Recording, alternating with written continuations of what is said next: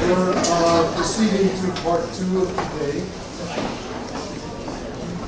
It's my great pleasure to present Henry Yu, who will in turn present Jonathan.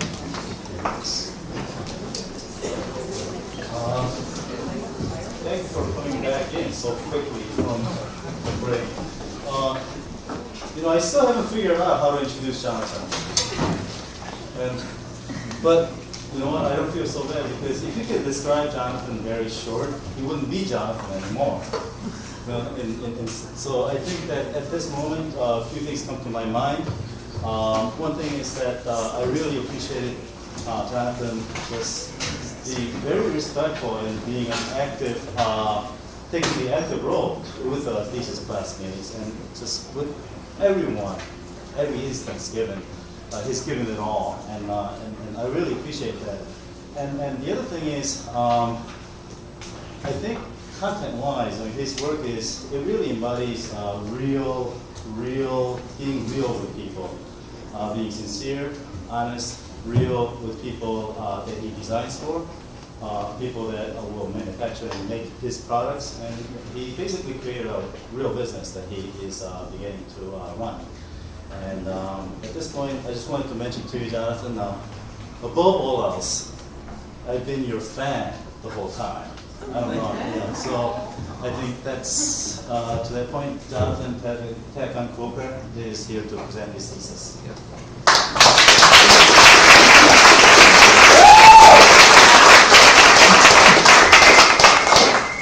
Hi, my name is Jonathan. A lot of my friends call me Utah. I just wanted to thank Henry and pretty much everybody here for showing up. My grandmother, my sister are coming. I just really sincerely had a great time at Pratt. I want to thank all the people in my thesis. You guys have been there the whole way. Great. So with that said, I want to start my own brand overall. And what I was really concerned with this brand is to not overcomplicate things. I'm actually kind of notorious for this. So I took notes from my friend Harvey Bernstein, my former professor, and I made 99 different design ideas, and then followed by 99 different clothing ideas, and I just wanted to whittle them down into sort of relative goals that I could achieve. With that being said, I need to introduce the market, which I really wanted to focus my brand on. So this is the athleisure market. This is as I see it through 10 years plus of experience, and I've labeled things kind of based on a monetary / impact level. And the important thing is that you understand that it's an ecosystem. It's really made up of different companies, and they all have different goals and agendas, but essentially they make up what it is that we understand about them.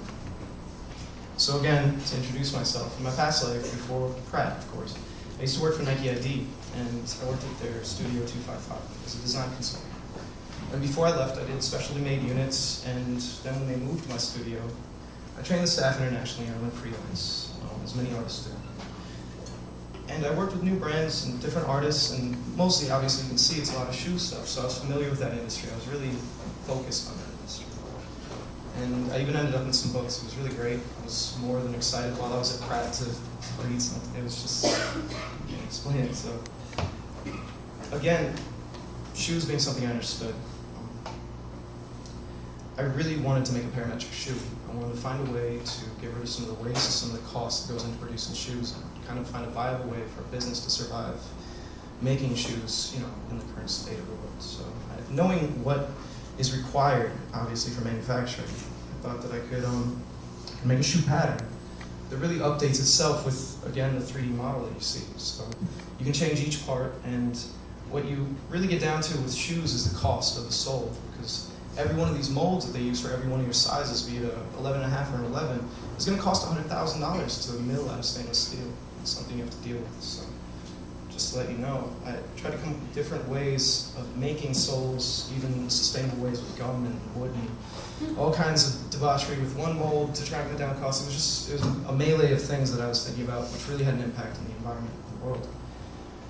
And again, back to the athletic leisure industry. If I'm going to do this project, if I'm going to see this through, this is the early stage of my thesis. I need to find funding. I need to find a viable way of making this a real thing. There's no way I'm going to be able to go into this without backing.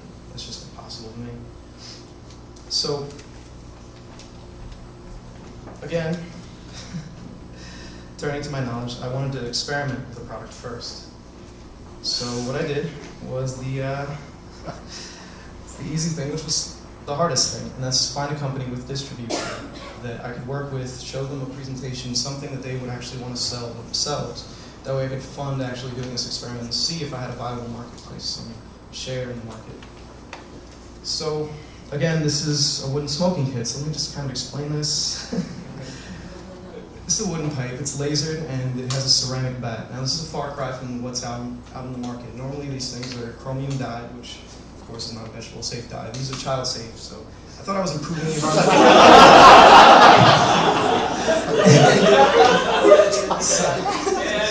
The ceramic is a little better than the metal as well. So just to let you know, I really had sustainability in mind. But of course, answering to the almighty dollar, I sold 1,000 of these units, and I made these in a weekend. So they sell for $30 a piece. You can get them at the turntable out, Reed Space sold out. But there are places in New York if you wanted to get these. So I was able to track the marketplace again. So knowing that I would have a viable marketplace and orders, I'm sorry to have to cross things out, but I have clients. And the thing is, I confirmed the price, and I didn't want to spend too much time on this because, again, it brought up this question of, where I was making these things and what I was doing, and, it was just, it was a proven way into the market. It was definitely something I was familiar with, something that I knew could work. But I wanted to be in the accessories division of it because they get to cross-brand and kind of work with everybody.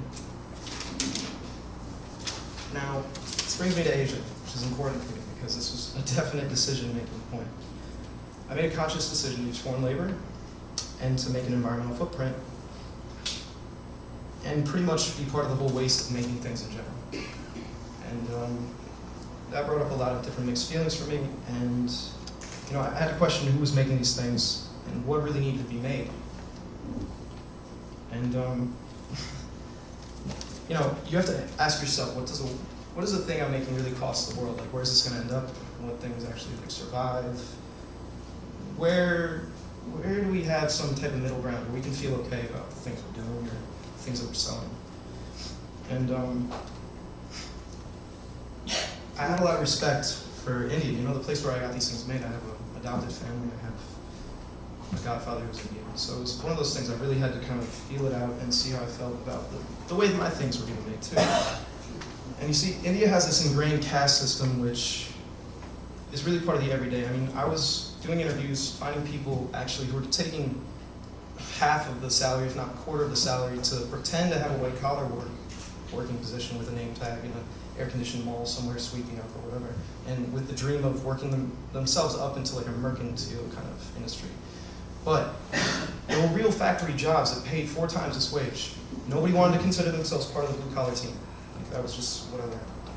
So I made the 10 Commandments of doing business in Asia for myself, and this is a preliminary guidelines sort of thing for me where I could hit my key goals and also tread lightly. But again, like I said, I went to factories, so I just kind of wanted to show everybody what it feels like to go into a factory where you're going to make something for the first time and you just really want to... मेरे नक विच नथनी ते तने उत्ते कगरी ते मेरे कन्ने पा दिओ डंडियां मेरे नक विच नथनी ते तने उत्ते कगरी ते मेरे कन्ने पा दिओ डंडियां हो बुले शाह हसा यार बनाना ते पावे लोग उड़ावन पंडियां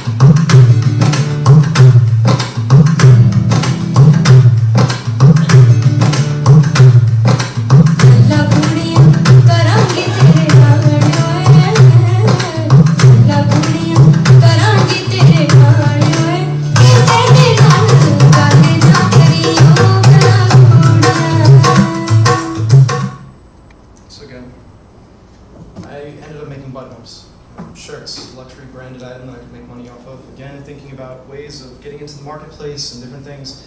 I wanted to focus on the buttons, sort of branding myself and taking this shirt, this concept further. But the thing I learned was I just couldn't make the metal products in India. I mean, I'd gone there, I'd seen where they were going to get made, and I just didn't feel right about it. And I also knew that I was going to make way too big of a footprint to do it. And so I actually manufactured the buttons here in the US, where I made all of my metal products. And the thing that really stood out in my head again was that I could change this. I RP'd these. I could make any graphic you wanted. I could offer this at any price point, whatever. But it'd be astronomical. And I really settled on just the idea of branding myself, making one big order, doing it simple, doing it right. And again, this question of the woodworker stirred in my head because I hadn't really addressed that. I hadn't really figured out a way of improving his life, improving the way things are made there. Just, it's going to be another cog in the whole system. So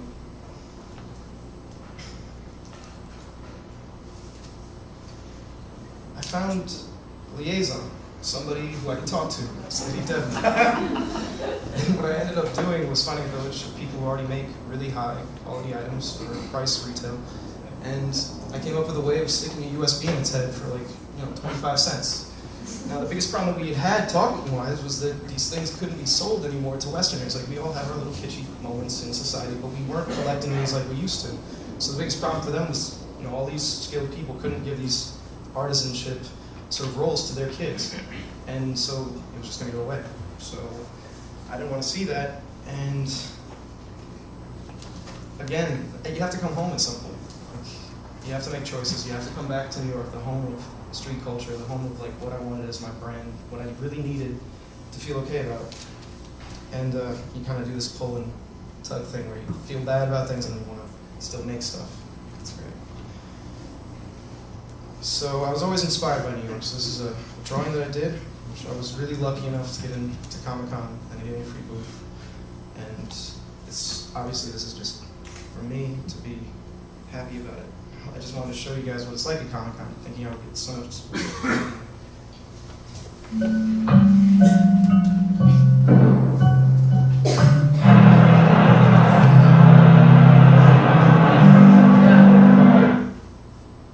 Yeah, so, a lot of fun.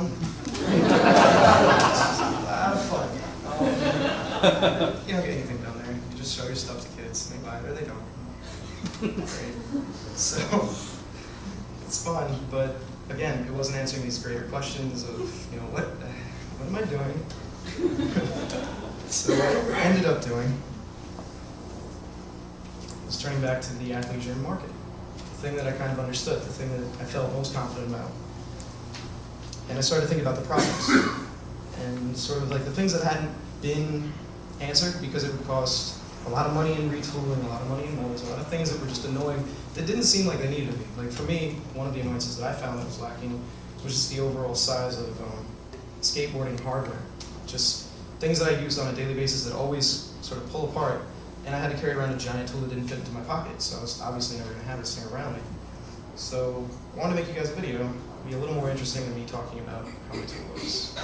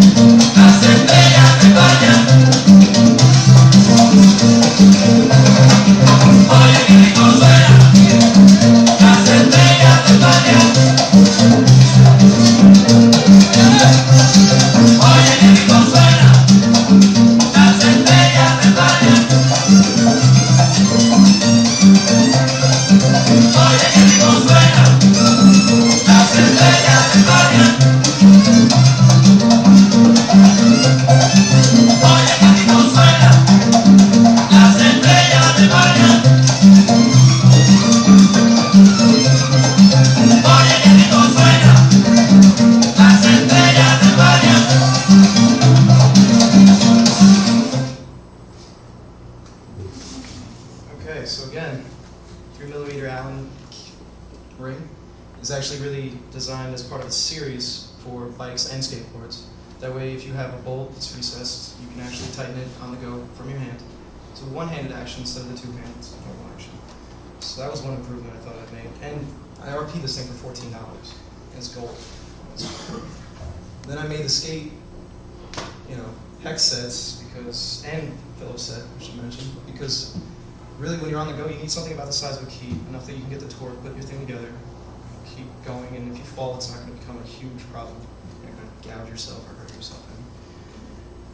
And this kind of brought me into, okay, these things do what they are intended for. They are made in the US. It's great. And it stirred up other questions about other, sustained transportation things that we can do as people to lessen our impact on the environment. And I wanted to show you how some of these other things work for bikes. So I composed this in a movie. Just how they come together.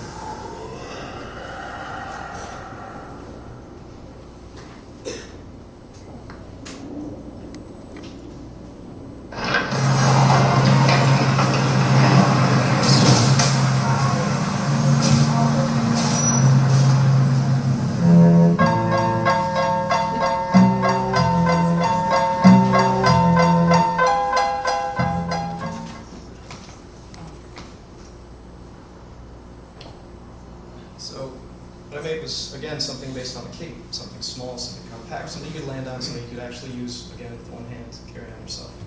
And they tee together, making it really easy. And the crescent wrench itself, this thing goes up to 22mm, so it's for every other issue that you could have with your bike on the go. So, that being said, this brought me to another interest of mine, which is bike theft.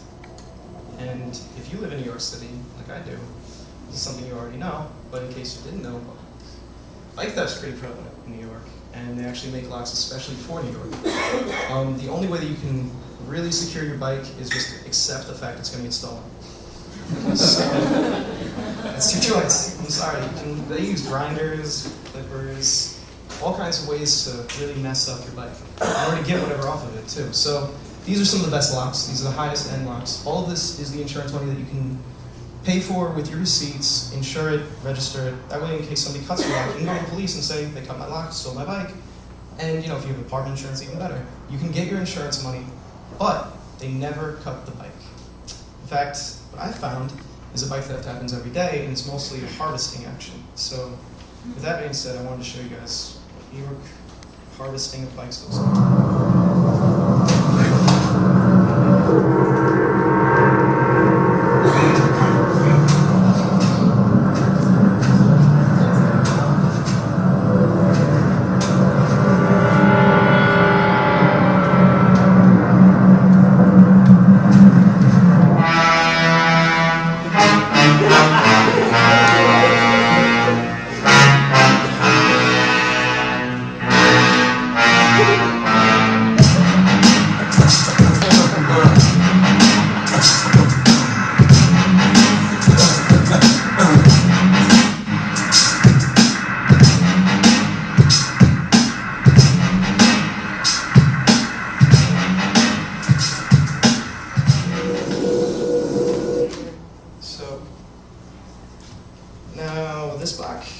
This lock is kind of a one-time put on, one-time done activity. You put this thing on, and you only take it off when you need to adjust your stuff. And honestly, I put a 20mm bolt as the casing, and I have one that's 25mm too that has a combination in it. So if you don't like remembering keys like I don't, then I'm out for that option. And this brought me to the mechanism which is really used for this thing and where it comes into play. See, the average bike theft is a time-sensitive thing. And you gotta remember that these locks are on this many parts of the bike, depending on where you want to put it and depending on the size of your hardware to adjust that. But the thing is, in order to actually steal this bike, if it has one U-lock, you have to take off, the U-lock, or you can try and grind my spinning mechanism-driven annoyance that is 5mm thicker than the common lock. So your biggest problem isn't, getting through one of them. I admit, if you have a grinder, you can get through metal in 2 minutes. But you can't get through all of them and steal the components that you want. It's easier just to cut the lock So it was by aggravating the thief that I came to my conclusion. If you have this mechanism suspended and rotating, and you have a clip-in mechanism with a washer around it, that thing is going to spin when you try to grind it, which you're not going to be able to get through your average hardware with. And you can't use clippers, you can't use any of the wrenching stuff that you're used to, and this thing floats. So, turning to the athleisure market, knowing that there would be an interest hopefully in this, what I really needed to focus on now was to figure out how to work my way back to square one. Back to how do I get into the accessories market where I can cross-brand myself and work within this to really bring about some type of change and utilize the strength of the entire industry instead of just focusing on one or two different things. So I do have plans for all of them, but again, time permitting. I made a lot of different choices again. So I had a new thing, I had a new way of making things. I had domestic and foreign products. These are some of the domestic ones that I could actually make in the US as a company. I could really show and release an entire clothing line with almost no hang-ups except for in the presentation. And I could work my way back to the athleisure market and really come up with a sustained kind of innovation that leads to radical change. Because breakthrough innovations come at a cost, and the R&D for these things, you have to account for even from the very beginning. And what I came to were all the things that I ended up making. So I have a tooling division, which I luckily have a meeting to go sort everything out. And I have different things that I can afford to put out myself, like the clothing line to make up the money to go to India to make up for whatever is made with hardware expenses, and I can survive. I can offer my things in certain locations. I can actually make this a reality. So I'll be throwing a lot of different events and hosting them and trying to get as much potential as I can out of this. And to be honest, if you would like to come to any of them, they'll be in Soho, downtown Manhattan, and just come up and talk to me or email me, whatever's really easy. So with that, thank you.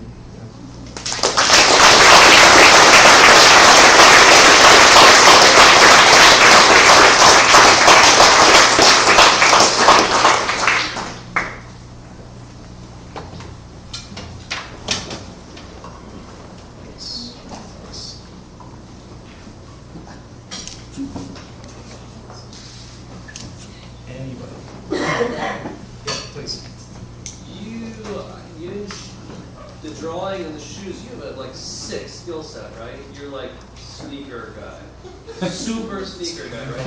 Why did you come here?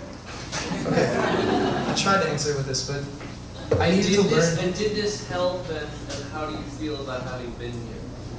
This helped tremendously. To be honest, like I didn't come from a graphic design background. Like everything that I learned with that, I taught myself. So I wasn't prepared for that. So essentially, when I got into it, I was really good at drawing and getting my ideas felt, maybe even stealing drawings and making those work. But I wasn't good at coming up with real solid goals, intentions, things that I needed to make, things that I could account for. And I came here because I wanted to learn that. I really wanted to know more about what I was trying to get into. So once I had that goal in mind, I wanted to come here.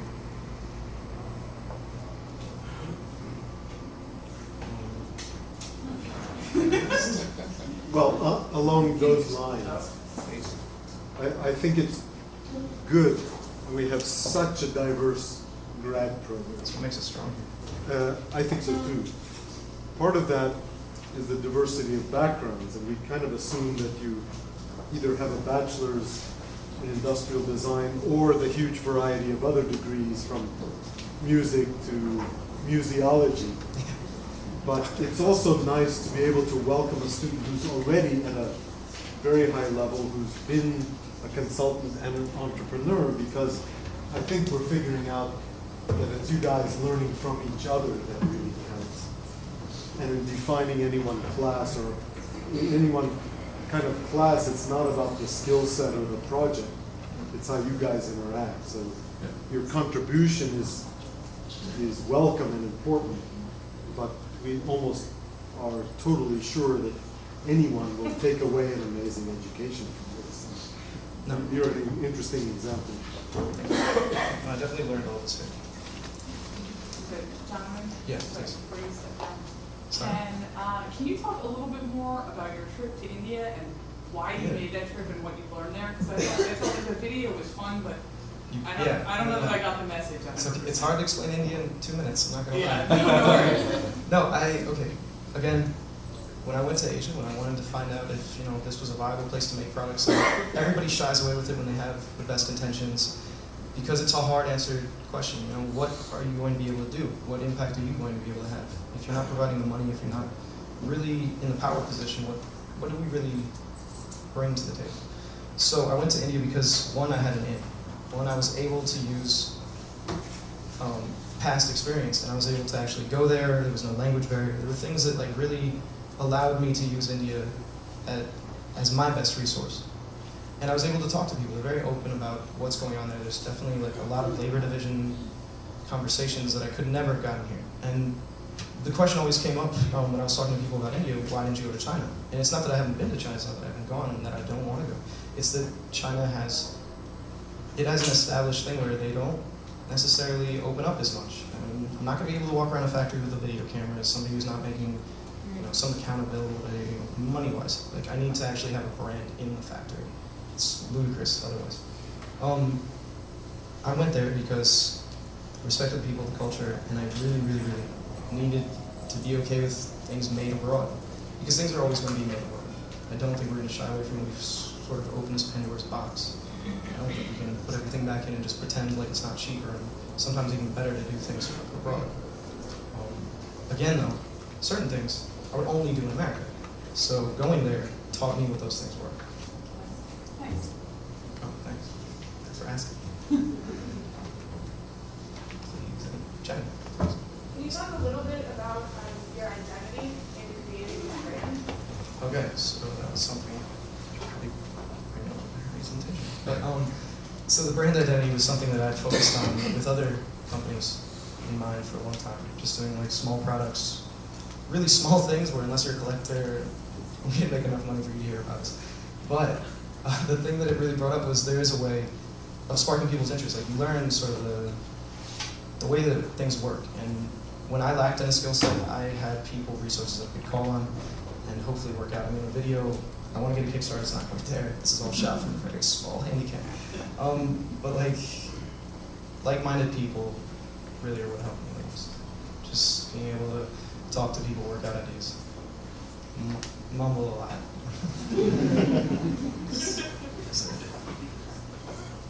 Please. You made it kind of clear that you're using sort of one idea to fund other things. Yeah. And you kept going back to this sort of notion of the athletic leisure market.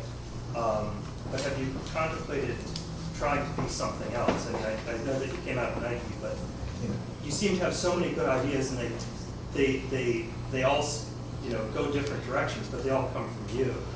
And then have you thought about sort of Taking a bigger branding picture. yourself, I guess, would be the easiest way. Yeah, I'm gonna be honest, this is about as much of the spotlight as I think I can handle. I don't want my face up there, I'm not gonna lie. But I really think that is not a good word. No. It's hard. It's extremely difficult to brand yourself as an individual. I mean, you're not gonna be cool all the time, and you're gonna have bad ideas, and things are gonna fail. And I think that the way to get it done is to have an idea, see where it fails, have that be the less risky idea, and then have one idea that you kind of baby. For me, at least, I know that other people are better at taking the whole picture and working, organizing groups, things like that. Solitary beast, I don't know.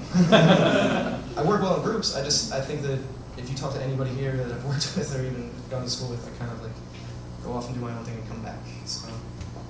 But I agree that crowdsourcing is the biggest and strongest thing that's going to face our economy. And thanks for bringing that up. Okay. Thank you. Thank you.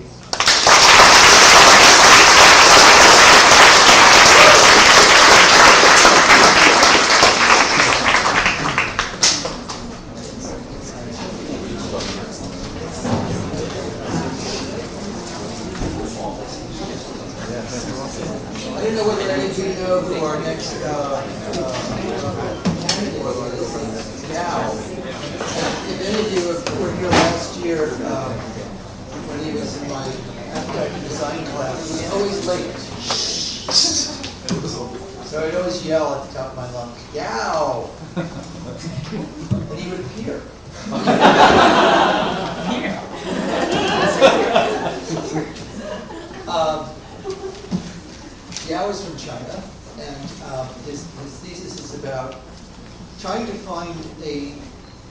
design sense in China. We kind of know what Italy is about. I think we kind of know what Germany is about, right? What France is about, but we really don't have a design sense of what China is about. So I think Yas might tell us something about that. Thank you, Yas.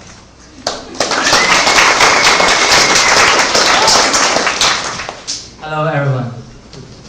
My name is Hanjiang Yao, and everybody here just call me Yao because it's easy, very easy to remember. So I appreciate everyone here look at my thesis presentation. So let's start.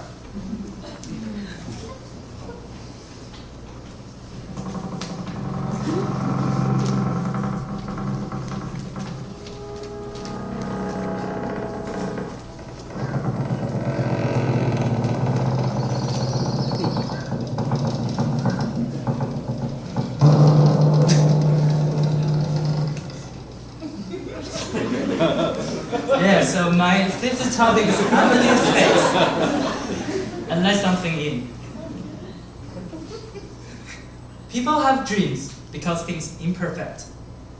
I have a dream. Yes? I have a dream too. My dream is about redefining Chinese design in a fresh way and break most people's preconceived ideas, notion about Chinese design. Empathy of space, let something in. So my vision includes three aspects: their spirit, aesthetic, and wisdom. And their first section is about the spirit. The design embraces the faith. So if there is no light, we will be lost in darkness. Faith means the light of people's heart. With the light, we will not lost. So there's a word in Buddhism said the world of objects is the mirror that reflects humans' spiritual world, and design is the reflection of people's spirit. Therefore, Chinese design is the reflection of Chinese people's spiritual world. So for 1,000 years, there are three ideas influence Chinese society deeply. Just work like the three legs of being, just like this one is an ancient Chinese vessel. And those three ideas are Buddhism, Taoism, and Confucianism. So the Buddhism is just is a moral code that involves more about the spiritual beliefs. The relationship between Taoism and Confucianism is much more about birth-based wisdom. And in Chinese history, there are many emperors are Buddhist. They use the Buddhism idea to rule their country and educate the common people, because Buddhism can inspire and guide people's spiritual world. So let's look at this picture. This is the Chinese New Year. The Chinese people go to the temple to pray. But there are some misinterpretation about Buddhism. So just look at these pictures. How big the incense the people bring to the temple and burn. But actually, in Buddhism, it's just you can just only burn 3 incense like this big and this small. That's enough. But people think the bigger they burn, the more good luck they will have. So you also see the air pollution, right? The garbage on the floor. Is that the Buddhism about? No, the answer is no. So what is the Buddhism really about? So look at this picture. It's how the story of a process, a seed growing into the fruit. It tells 2 things that taught by Buddhism. One is impermanent, which means things just are changing for every time. Another one is cause and effect. It means you will never get a watermelon if you only plant a blueberry seed. And that's why you will see the flower and food putting out from in front of the Buddha's statue. Because that's reminding you to remember the cause and effect. So it's not they will really eat them. Also, in addition, the Buddhism emphasizes the importance of people's perception, all the emotions caused by clinging to the self. And sometimes we are fooled by illusions and cling to a false self. When we all insist on our various illusion of self, conflict, dispute, hatred, and even war happen. So look at this picture. Is this nice? Look, what's this? I have a question for all of you. You don't need to answer me right now. so just look how beautiful it is. It's red color. It have double happiness on it. So what is this? It's a flower vessel, a stool, or a cup. So let's show you a video. How people use it.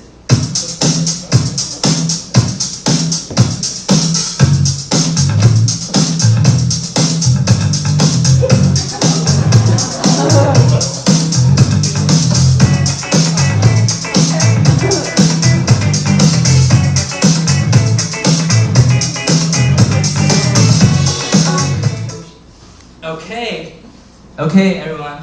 Now I will tell you what is this. It is a speed tone used by many old Chinese people. So try to feel the psychological change. So once you hear this idea I just gave you and cling to it, all the imaginative and the sweet moment just destroyed. That because we are the person who clinging to the idea, this is a speed tone. And you can accept the activity made by the person in that video who cling to the idea that is a fruit container or beer cup. So this is how emotions are caused by cling to self. So as a designer, how should I express this idea through design? I use two images to express my idea. The seed just means it's tells the story about cause and effect.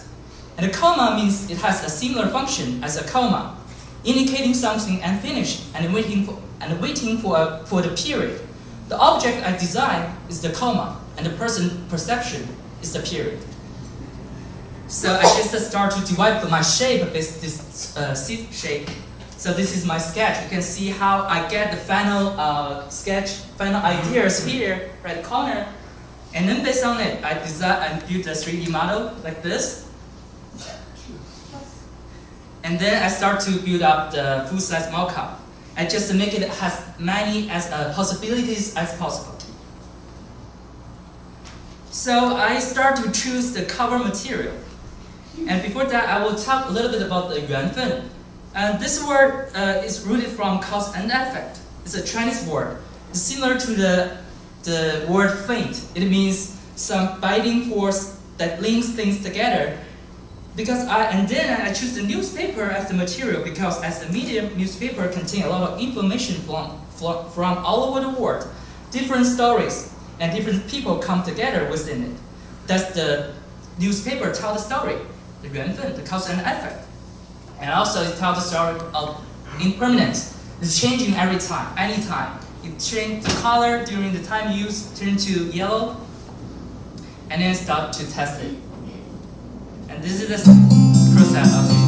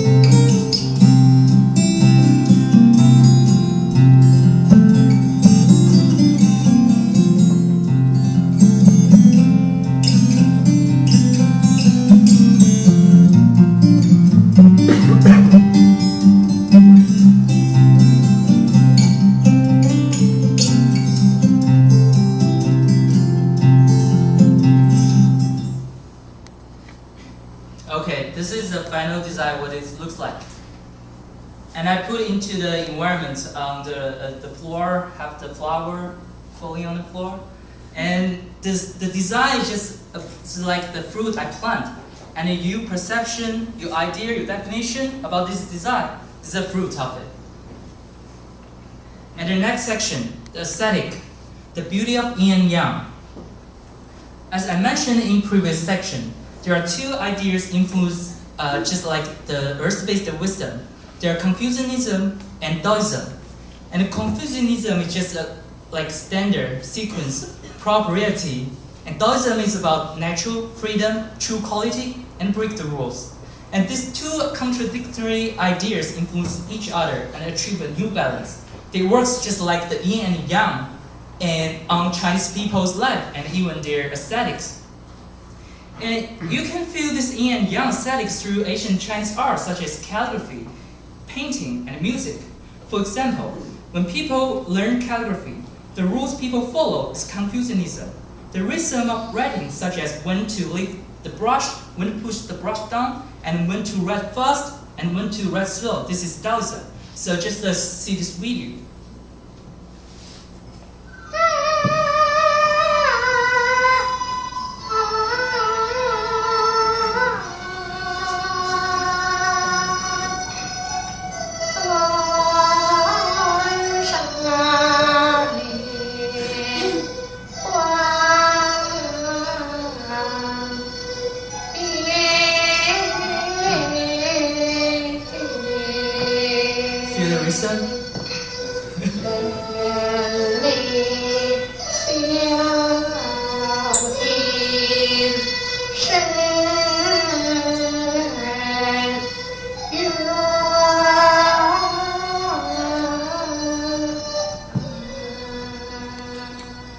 Okay, so how do these two ideas, philosophies, works on products?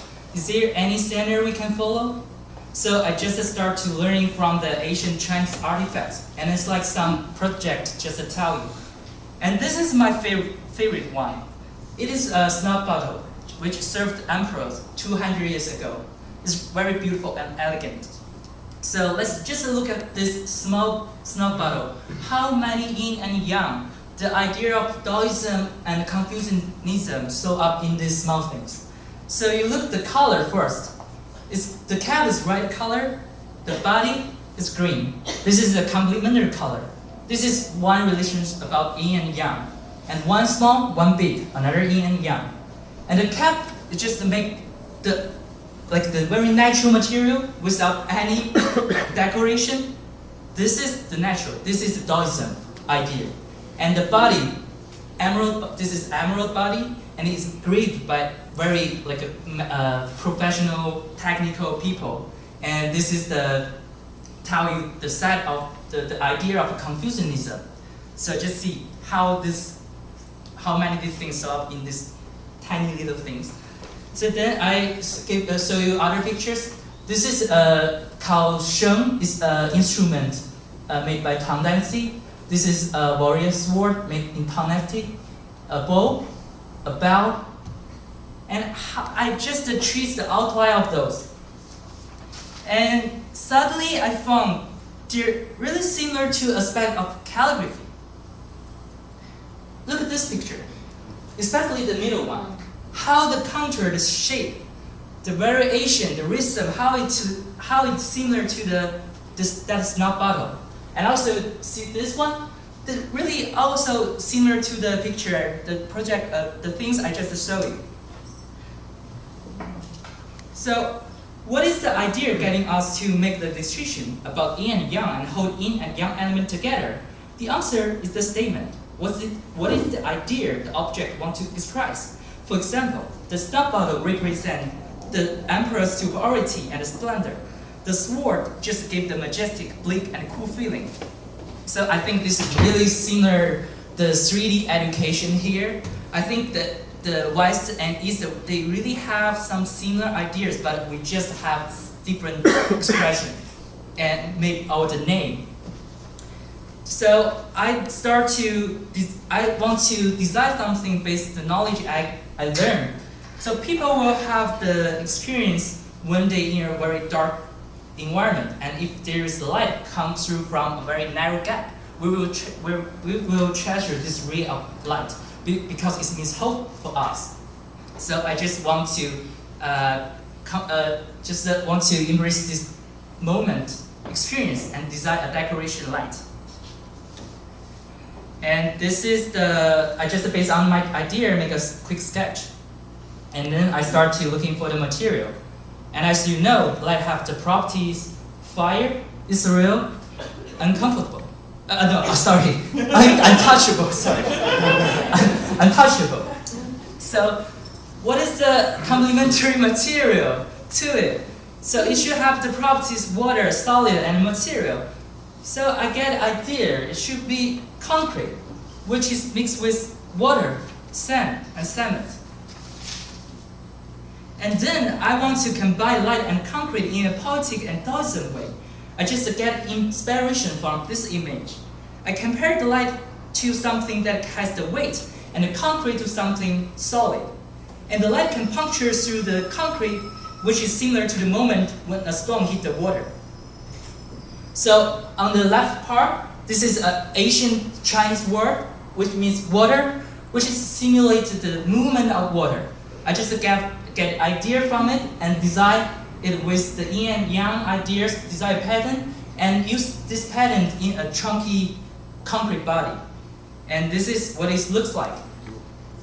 And then I try to make it feels like concrete, but when I get this shape, I still feel something missing. Some shape should active as a dominant, subdominant things to these things.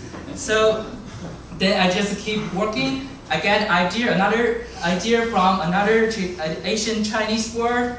This is ren, which means door. I divide the shape like this, and you see it's much straight, right? And put it in front of the original shape. Try to break the original rule of the original shape and make a contrast with the delicate inside. And I built the 3D model. You can see from different view of it. And this is my final design. I made it with concrete and put into my room. I put in my room in front of my window, so you can feel there's the light. It's not turned on right now, so you can feel the light go through from the gap in the middle. And then I put in a dark environment and turn the light on, so you will see there's a ray of light on the wall, shooting on the wall. And then I will show you how it looks like in an environment. So this is what it looks like. And the last section is wisdom. So it's about smart ideas that comes from daily life, and they could be used by public. I just show you some pictures. This is a pu fan. It's made of Buddha lips. This is a sponge.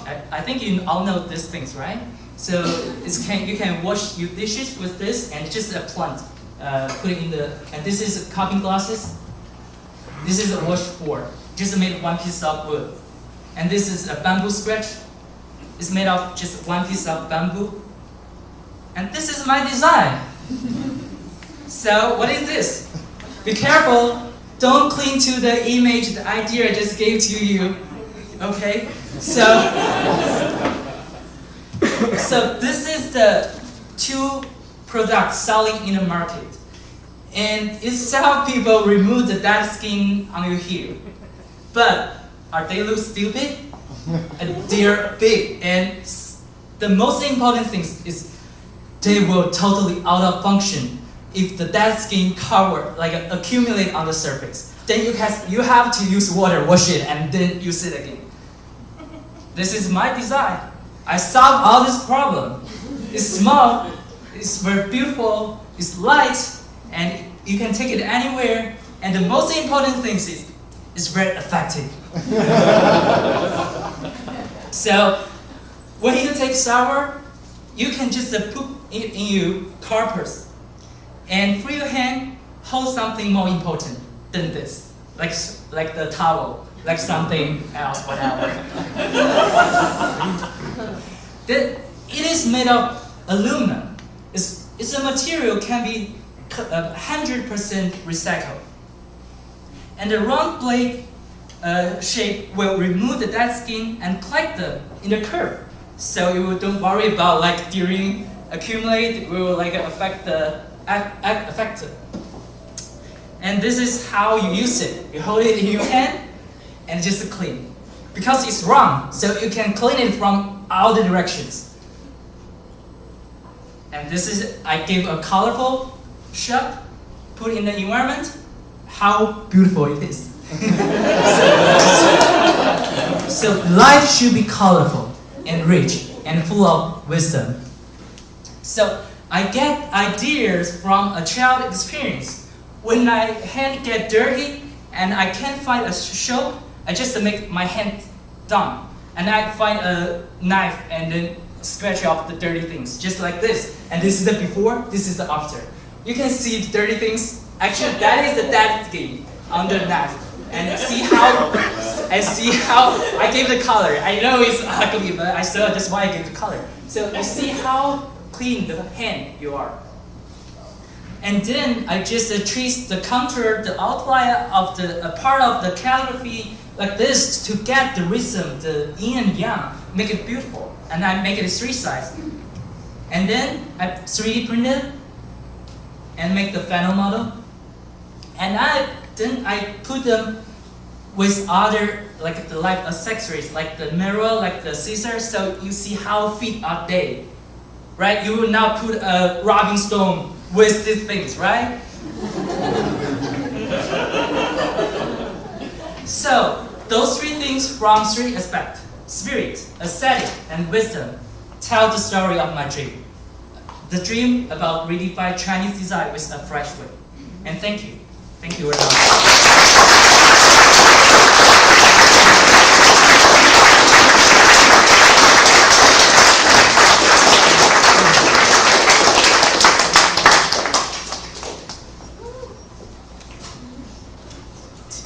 Let's see.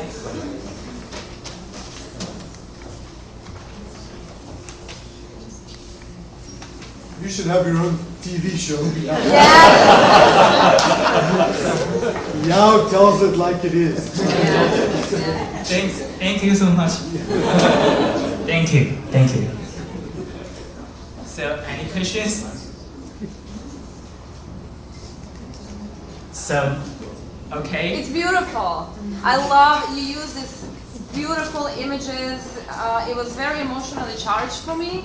Just like looking examples of things that inspired you. It was everything in my presentation was amazing. Your enthusiasm made it magical, and your confidence. And I congratulate you. You're amazing. Thank you so much.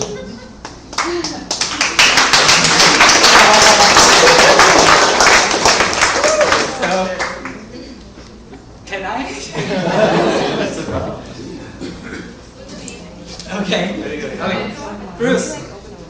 As you can see, Yao is a delight. Yao, I think that this is a class that you have to teach so that we can understand more and more about Chinese design, and that there really is this wonderful history that contemporary designers should learn from and enjoy. And I thank you very much for teaching us today. And I have to thank you so much. Without you, I would not do this great job.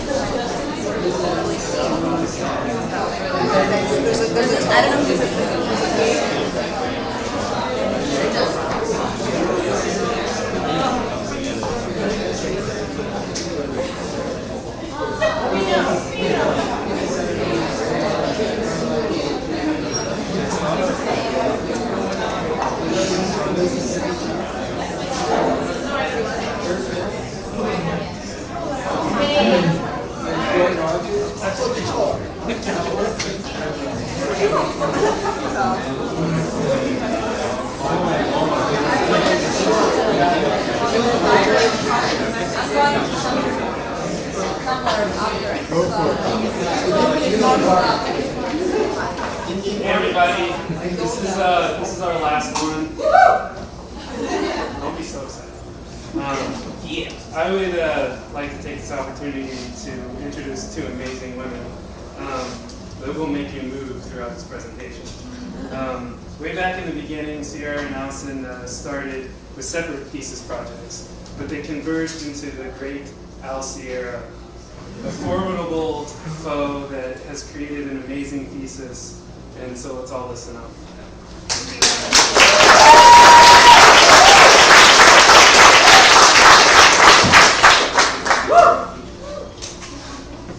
Hello everyone, thanks for being here. I'm Alison Uljee.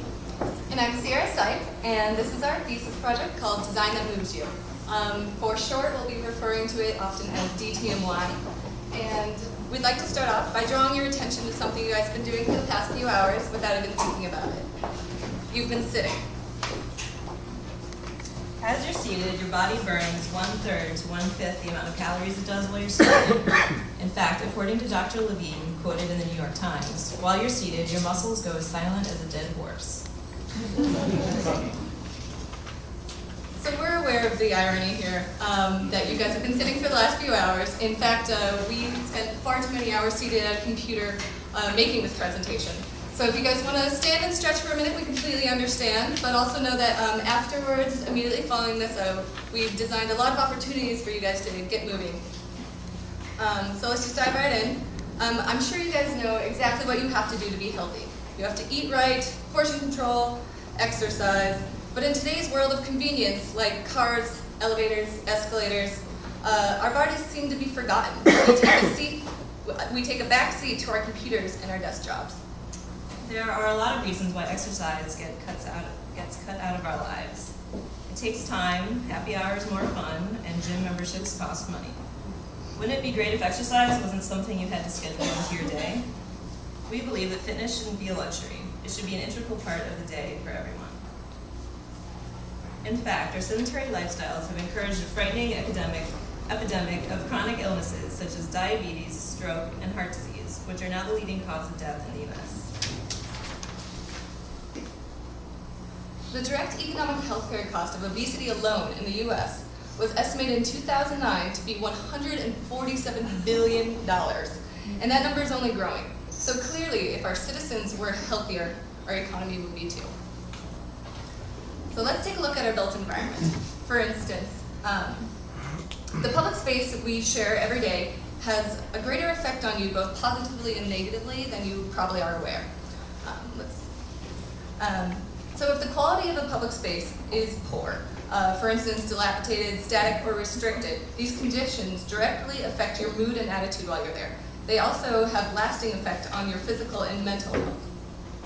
We're all used to crowded trains and traffic jams, and for a lot of us, this time is full of anxiety, impatience, and boredom.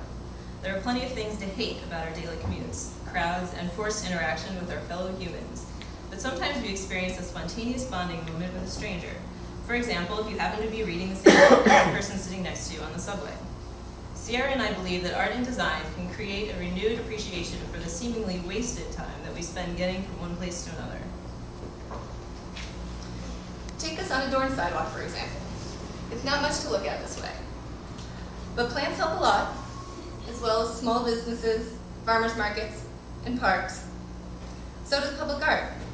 But there are so few places where vibrant and current public art is welcomed. Graffiti and street art like murals are awesome ways for urban dwellers to reclaim their public space. And the best part about it is it's always changing. So if our public spaces are well maintained, stimulating, and inspiring, it has the ability to sustain and improve a community, both socially and economically, creating healthier and happier citizens. As DTMY, Alison and I are seeking ways to energize people in public spaces with collaborative art that is physically engaging. These are examples of people and organizations who are working on the issue of public health and its relationship to physical activity. The Active Design Guidelines, a city initiative started by Mayor Bloomberg, educates designers, architects, and planners about designing for activity. The Let's Move campaign, started by First Lady Michelle Obama, focuses on the health of our nation's youth, aiming to eliminate obesity within one generation. And the National Center for Bicycling and Walking, a project started by the Project for Public Spaces, advocates for more pedestrian and cyclist-friendly communities. play energizes us, it enlivens us, it eases our burdens, it renews our natural sense of optimism, and opens us up to new possibilities. We are particularly interested in how, when you're young, your environments are specifically built to inspire movement and spontaneity of movement. They allow for a variety of actions, and it's been proven that the combination of structured and unstructured play is absolutely necessary for a child's development. But we never stop learning. We're constantly evolving creatures, so we need to give ourselves freedom to play and to challenge ourselves. When did we become so serious? This isn't to say that adults don't play. We join soccer leagues, we go to the gym, we bike to work, we go to yoga classes, but these are all relatively structured forms of activity. You have to go out of your way to do them, plan ahead, and more often than not, spend a lot of money. So how do you make adults play? How do you make anyone do anything, actually? You make it fun, or you pay them, and we're poor grad students, so we chose the fun route for this one. And we realized that there needs to be a grand rethinking of our communities. So there needs to be more pedestrian thoroughfares, more efficient public transportation, more bike lanes, just to name a few. However, these renovations can take years and be very costly. So Alison and I tackled the subject of what can we do now within our existing environments to inspire movement and let people have fun. So as part of our design research, Sierra and I did a few experiments to see if we could change people's behavior.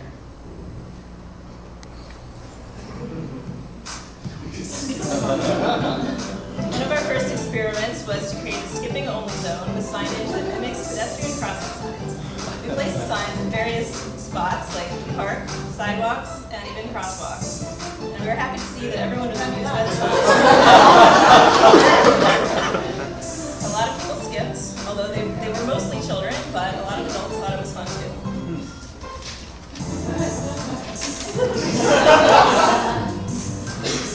That brings us to our next project. We did drag racing lanes, where we made racing lanes in unexpected places. And we got great response from children, but no adults were really responding to it. So we brought this experiment to a track where adults race, and we awarded people who sped up to our flag with blue ribbons. This is a project we tried not using any verbal cues or signage to see what people would do with mysterious shapes in the park. And as you can see, they were pretty hesitant. They weren't sure what they were supposed to do with them, or even if they were allowed to touch them. So our next project, we decided to use very clear verbal cues. We had a sign that said "Leave a message in a bottle," and people responded really well to this. It was easy. We just hid in the bushes and videotaped people filling them up. So this was great. We got a wide array of responses, and we did it at different times of the day and different days of the week, and we got like multiple repeats. So after seeing how interested everyone was in this project, we decided to make it more physically engaging by creating a pulley system. So in order to lead your message, you had to pull the bottle towards yourself, and if there was someone on the other side of the fence writing a message, you had to send it to them.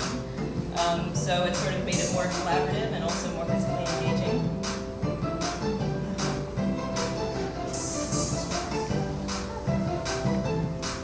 And so we invited people to leave their email addresses also. We could send them a link to the future of the project. And I think that interested people in seeing what other people would write. And so we sent everyone that left their email address a stop-motion video of all the responses we received over months of doing this, and that will be on display at the gallery tonight. So this was a great way to begin a collaborative public work of art that has the potential to grow and change. So I think the most interesting thing that Alison and I learned from all these fun experiments was that to tackle the problem we're addressing, we can't just design one product or do one installation. We really need to design a little bit of everything. And underlying all of our designs is the need to come up with a re-education, to re-educate people, to inspire them to see their built environments as not something they are that they have to interact with every day, but something that maybe provides opportunities for fun and movement and play. So with that, we'll just dive into our first final prototype, which is the street swing. And we decided that when your environment is not designed for play, you probably won't. So we designed a portable swing that makes play possible anywhere. There's something about sitting on a swing that lightens your mood. as it's a nostalgic activity that most of us associate with childhood. So we tested the hardware by swinging on it, and we designed the proportions and size of the bag that would fit well for a swinging size. And here's a video of us testing it.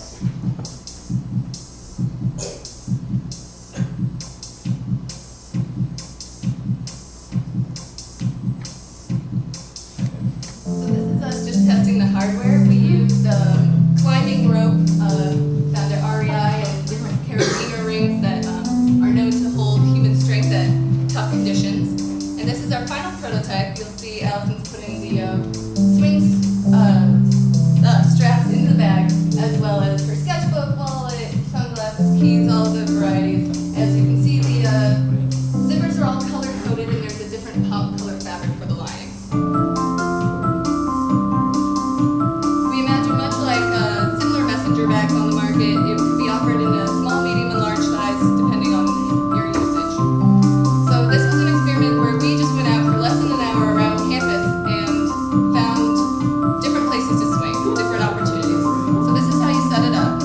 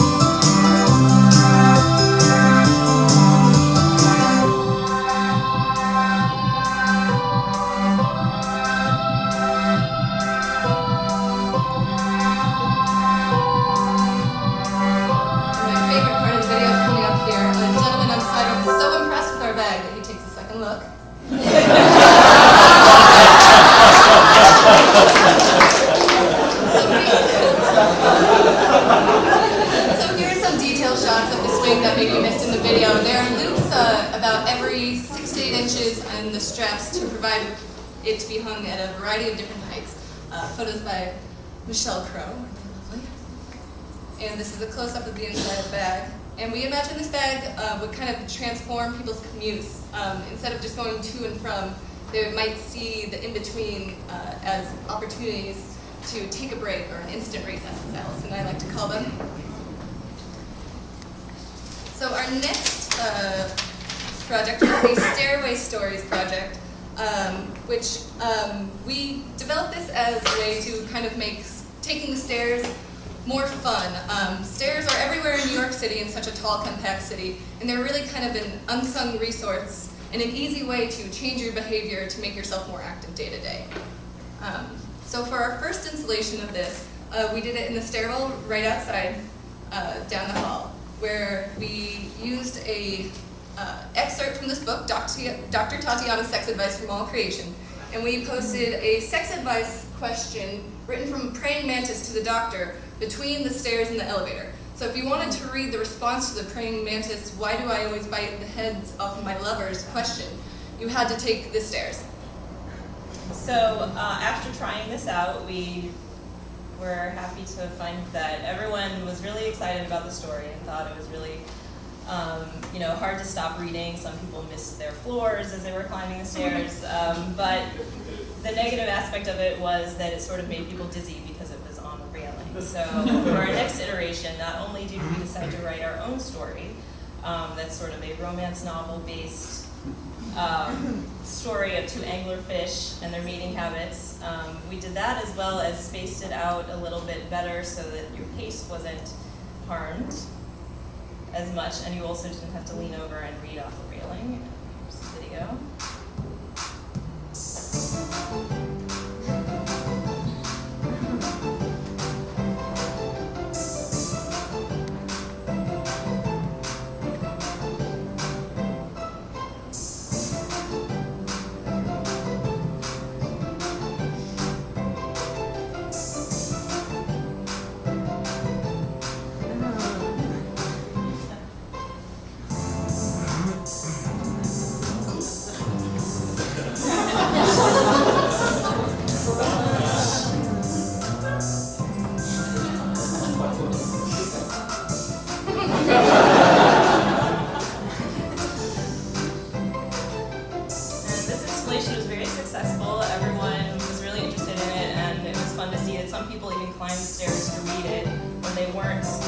Walking to the High Line. They actually read it and went back down and on their way.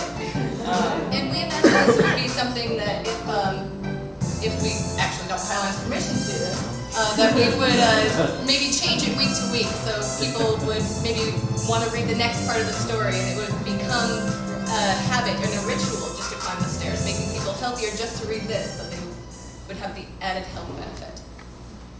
So we generated a lot of interest from this project, particularly from PS 58, a Brooklyn public school, who thought it would be a cool idea to decorate their stairways.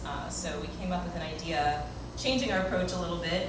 It would be a children's story, perhaps written by the students there, and also incorporating artwork that they could do, just to sort of teach them that stairs could be fun at an early age.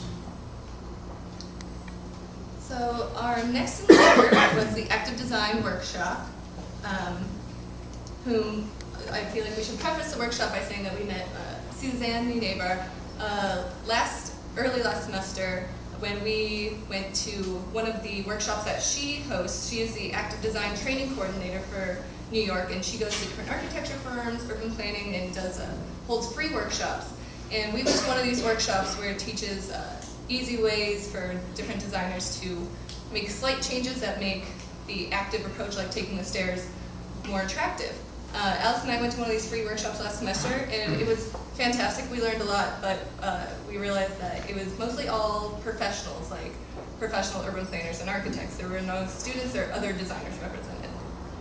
So together we decided to host a workshop here at Pratt, reaching students and designers of all different disciplines. So Suzanne came and presented the active design guidelines to everyone, and after that, Sierra and I presented some of our work as case studies, and also examples of different ways to make activity more fun in public spaces. And together we planned a workshop that it was a hands-on activity with different locations that all of the students were familiar with. So they sort of could intuitively remember what about these spaces didn't really promote physical activity. So after the active design talk and the case studies, we divided all the attendees up into groups, and they were given a poster like the one on the left, which gave them a map of like which area in Pratt they'd be focusing on, color pictures, and then we provided them with grayed out pictures which they could color over and redesign. And these are some of our favorites. And this one may need a little explanation. For those of you that aren't familiar with the Pratt campus, right through these doors is a steam engine room, and this was an idea to use the heat generated by that in the winter months to make this an attractive seating area for students. So we think that this workshop would be a great addition to the Pratt curriculum, as we think that public health should be considered during every design process. And next is the Design Exchange Union. And before the Design Exchange Union was Design Exchange Union, it was a structure designed by different interior design students in interior design undergraduate class that designed different pop-up flat pack structures. So this was a structure that was designed by that class that was made by some interior students, not by us, but we were invited to the project because Sam Lugiano of Semios Studios had seen the experiments video that we just showed you and thought that we had some great experience and maybe could apply some of our ideas of how to get people to react with and interact with things by applying them to the structure. So we had weekly meetings, and together we figured out what we wanted the graphics to be like, what kind of message we wanted to send with the structure, and also what to place within the structure. So together we decided we wanted to be about an exchange of ideas and self-expression, and we wanted it to inspire movement. So similar to the Message in the Bottle project, we thought that providing messages for people to take as inspiration and also giving them a way to share their own ideas would be very engaging. And of course, seeing as our Thesis project is all about movement, we decided to incorporate bicycles that were hooked up to LEDs and a pedal generator. So the structure was only illuminated by physical movement. And we also decided to do the first installation of this to test the structure during Pratt's annual drawathon, which is a 12-hour live drawing session, which is open to the public in all different schools and majors.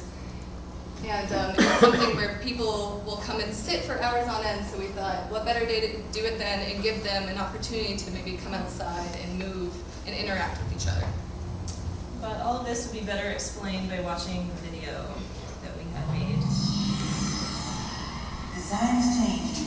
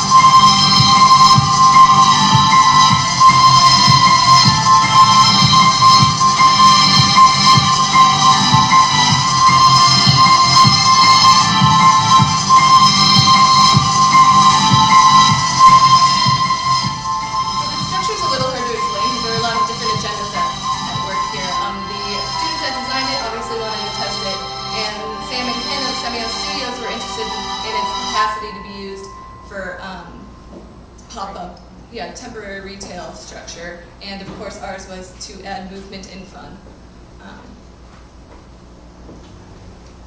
So you can see that this later on this evening if you go to the gallery, because we have some of it set up and you can actually try it out yourself.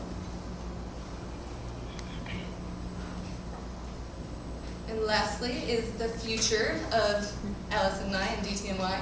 And we've learned a lot from this about what works and what doesn't, and how to kind of tackle breaking down the barriers that a lot of adults set up against like moving and playing in public space. But I think the thing that has never failed us and has worked the most throughout our time together is this partnership. We work really well together, and we have a very clear shared vision of the future and how we want to make DTMY a reality. So it's not ending here. We're definitely going to try to turn this into a real business by applying for grants and different studio spaces and hopefully getting some funding behind us. So I'd like to thank you guys for being here. And on your way over to the gallery, we just wanted to let you know that we have set up some permanent swings. Hopefully they'll be permanent for a little while. Try out as you walk along, and we have here a map of where we've located them. One, as you can see, is right outside of the building, and the other one is just on the corner right before you get to the gallery at Myrtle and Washington.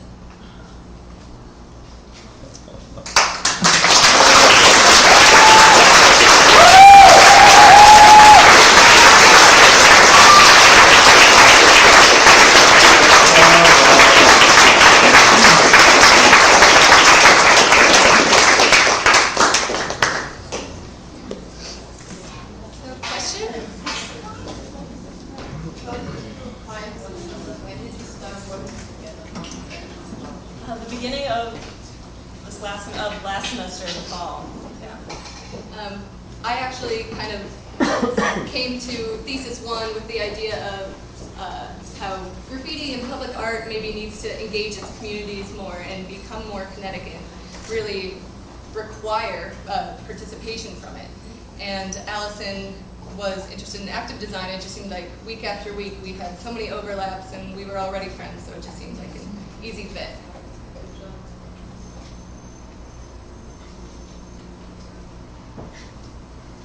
Who are you guys, and you mentioned, grants and studio space, do you have anything specific in mind? Well, we already submitted some of our work to the Venice Design Biennial, and we're hoping, we submitted 3 projects, and we heard back already that one wasn't submitted, so we're really hoping that the other 2 are accepted. Nice. I don't think we have anything specifically in mind right now. You should look into the MTA. They have money for arts for transit. Yes, yeah. And with your steps, that might be an interesting venue for that. Yeah, we also would love to do some kind of like motion sensor light things in different subway tunnels through the MTA for the arts program. I would like to commend you guys because I saw your project quite a while ago. You really came a long way. Made a very, very convincing case for something that is so important. And I see you figuring strongly in the kind of future of a dynamic landscape that New York is about, and you could very well support New York. So very well done. Thank you for ending our thesis presentation. Fantastically so strong.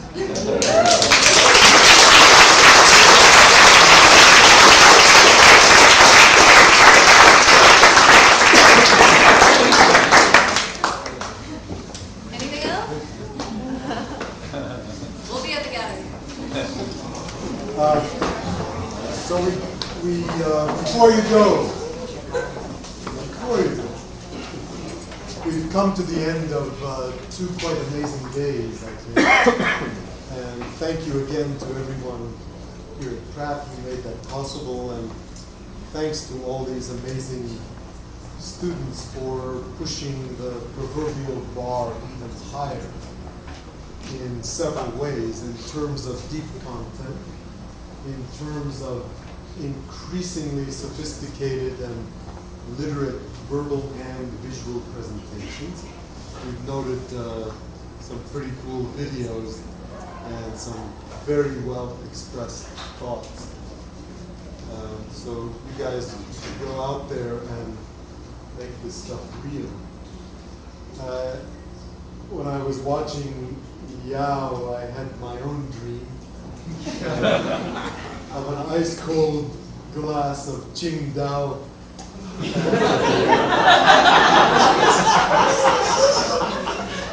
Tempered, of course, a little later by enormous feelings of guilt that I should go to the gym straight away and walk there. But in our reception that follows this, you get both. Nice, dreamy refreshments and a little bit of exercise on the way. So join us shortly at the gallery for the exhibition and reception. And thank you all. Thank you.